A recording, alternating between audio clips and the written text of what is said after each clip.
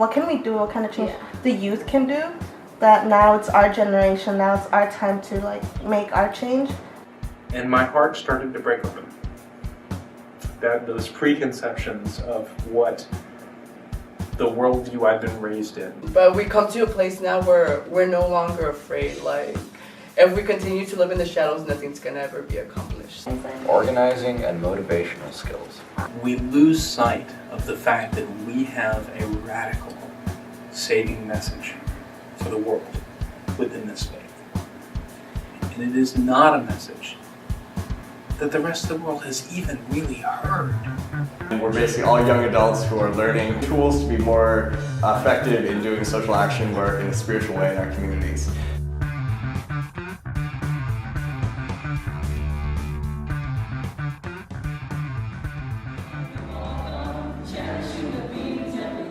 Hi, my name is Michael Grohsman, and I participated in the 2011 to 2012 SALT Fellowship. Yeah, that's me on the guitar rocking out UU style. I'm a filmmaker, actor, musician, and activist. When I heard about the Spiritual Activist Leadership Program, I thought it would be a great opportunity to meet new people who really want to make a difference and to learn about social justice issues that are important to me as a Unitarian Universalist. 16 young adults from throughout the state of California were chosen to take part in a series of justice plunges on topics ranging from undocumented workers' rights to water justice, all while cultivating spiritual well-being and strengthening our abilities as leaders in the UU faith. This being the first year of the SALT program, it was a learning experience for all of us. All participants were asked to develop a project of their choosing to put their leadership skills in action. We learned about building coalitions, bringing people together for a common cause, and how to tell our stories to motivate others. My project is this video. I'd never produced a documentary film of this scale and had always been inspired by investigative journalists like Bill Moyers and Michael Moore. In the next few minutes, I'll give you a glimpse behind the scenes and show you just how much this program has helped me as a young adult. I had encountered a world that did not match what I had been taught. And I could not believe what I'd been taught anymore. So I went looking for, okay, what world do I believe? Is there a worldview? Is there anything out there that matches what I found in the world? And is there anything out there that I think could help the world heal from what I found? Yeah, I've lived here all my life. There are times where you can't drive because the visibility is so bad. So you've got all these little tiny particles in the air that kids who are playing outside, or even have to go outside for any reason, are inhaling all of these. The workers that are out here in the fields, usually have their faces covered with a bandana. What's that going to do? That's not going to keep anything out, really. It's not an easy time to be a concerned citizen. Large companies with money and influence are taking advantage of desperate people. Over 250,000 California residents don't have access to clean drinking water. Sometimes it can get overwhelming for anybody, but especially for young adults who don't know the power they have as citizens. What can one person do? Actually, quite a lot. We who believe in freedom cannot rest. We who believe in freedom cannot rest until it comes. Our first justice plunge brought us to Sacramento, where we met Sonia and Lindy. They told us about the water bill AB 685 that was currently at the state level and how we were going to lobby the Capitol to help spread the word. Clean drinking water? For everybody? It all kind of reeked of socialism, but it certainly smelled better than the chemicals in the Coachella Valley. We met up with California Rural Legal Assistance Incorporated to discuss how undocumented workers were treated, the pollution of the Salton Sea, and arsenic in the water at the St. Anthony Mobile Home Park. We visited a giant monument to environmental irresponsibility called the Lawson Dump. Located on Torres Martinez tribal land, the 40-acre site has mountains of debris 50 feet high and 1 million tons of buried waste. Then we basked in the sun of the lovely beaches of the Salton Sea. Not really. The CRLA shared stories of their bureaucratic battle wounds and their passion to bring legal aid to the East Coachella Valley's residents. some of whom have suffered from high levels of asthma, bronchitis, and rashes attributed to smoke from fires at the dump. Then Ben got the sandwich at a rest stop, and we were concerned about his health as well. Can I get a shot of that, the ingredients in that sandwich? It is, wow. I have to like turn the bag, there's that much. Yep. And he's eating that.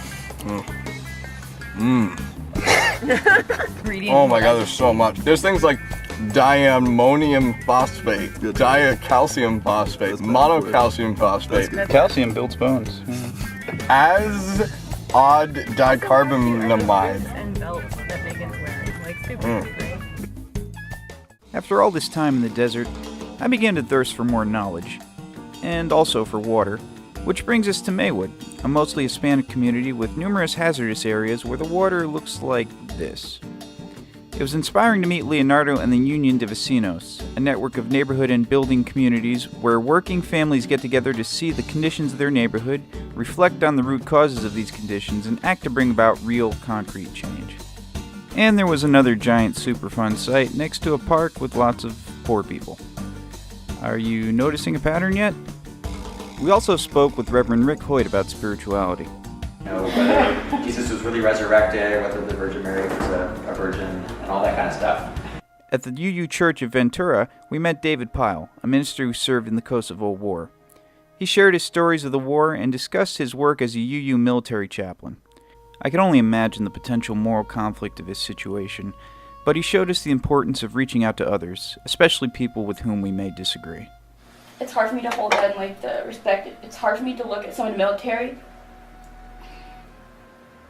and I think like, how could you do that?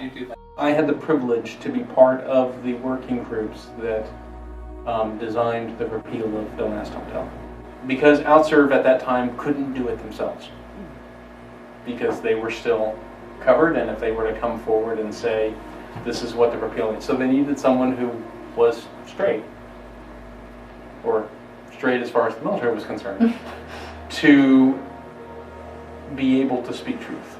To be able to be part of that process. And the military knew they also needed that conduit. And the UU military chaplains got to play that role. And it will be one of the things I'm most proud of throughout my whole life. He also talked about Lift Up Your Voice, the church's homeless outreach program.